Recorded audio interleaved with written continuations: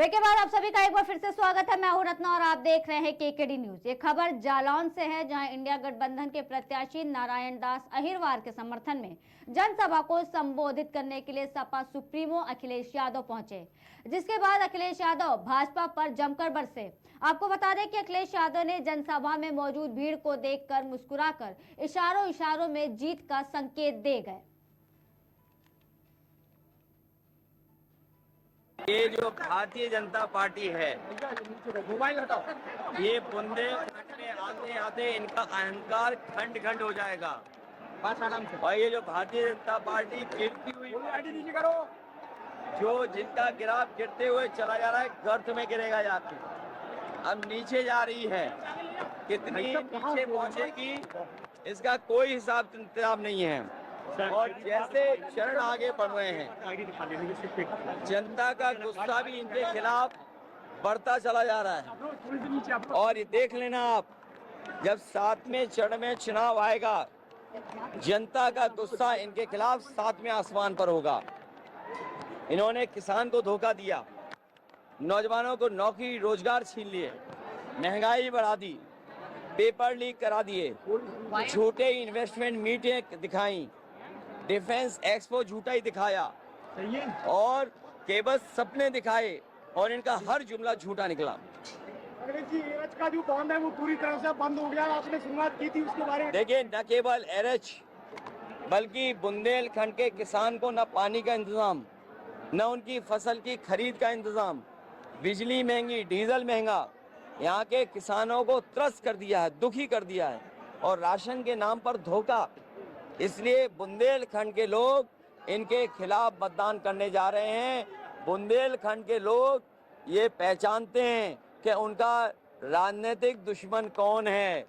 इस चुनाव में बुंदेलखंड के लोग भारतीय जनता पार्टी का अहंकार को खंड खंड खंड करके विदा कर देंगे। आपको पता होगा कि गुंडे, माफिया, अपराधी कौन है, और वो लोग हैं जो नौजवानों के पेपर लीक करा रहे हैं। वो गुंडे, माफिया, अपराधी हैं जो नौजवानों के पेपर लीक करा करके पेपर लीक करने वालों को बचा रहे हैं। वो सबसे बड़े गुंडे, सबसे बड़े माफिया, सबसे बड़े लुटेरे हैं। प्रधानमंत्री सारण में थे, वो कह रहे थे कि इंडिया अलायंस ये ख्वाब देखता है कि वो अपना प्रधानमंत्री बनाएगा, लेकिन उनका विजन ही क्लियर नहीं है। 5 साल में एक साल में अलग अलग प्रधानमंत्री। समाजवादियों का इंडिया गठबंधन का विजन क्लियर है, और विजन क्लियर है उसी का परिणाम है क्या जनता का समर्थन इंडिया गठबंधन समाजवादी पार्टी के साथ है। जो लोग मनमर्जी हैं, जो अपनी बात, मन की बात कह रहे हैं, उसको इस बार जनता, जो भारतीय जनता पार्टी गैंग है, उसको 140 करोड़ की जनता 140 सीटों पर रोक देगी।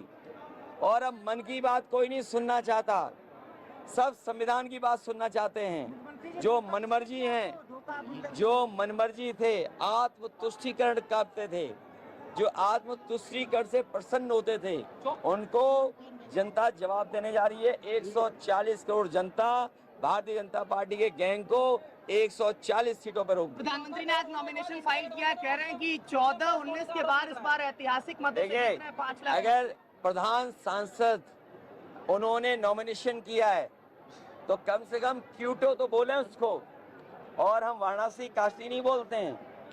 प्रधान सांसद जी ने क्यूटो में नॉमिनेशन किया है। जो लोग क्यूटो के विजन को धोखा दे करके, मिल गया है रोजगार देंगे, जाइए, जो क्यूटो का विजन दे करके जनता का वोट ले लिए, जनता उन्हीं को तरसा देगी, क्योंकि क्यूटो नहीं बना है। इंडिया गठबंधन मुस्लिम परस्त होने का आरोप लगा रहे हैं।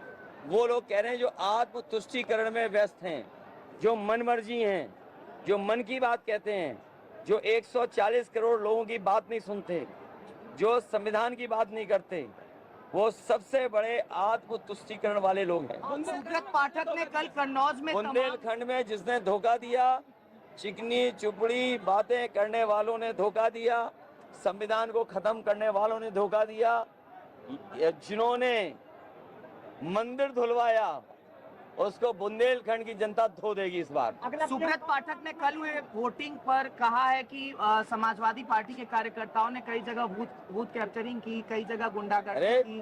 पुलिस तुम्हारी, सरकार तुम्हारी, इसीलिए मैंने कहा भारतीय जनता पार्टी जो लूटने की संस्कृति रखते हैं, जो खोट, लूट और नोट से लोकतंत्र को बदलना चाहते हैं, जनता जागरूक है, अपने वोट से इनको बदल सर, देगी। चौथी फेज की वोटिंग के बाद इंडिया अलायंस को किस स्थिति में देखते हैं?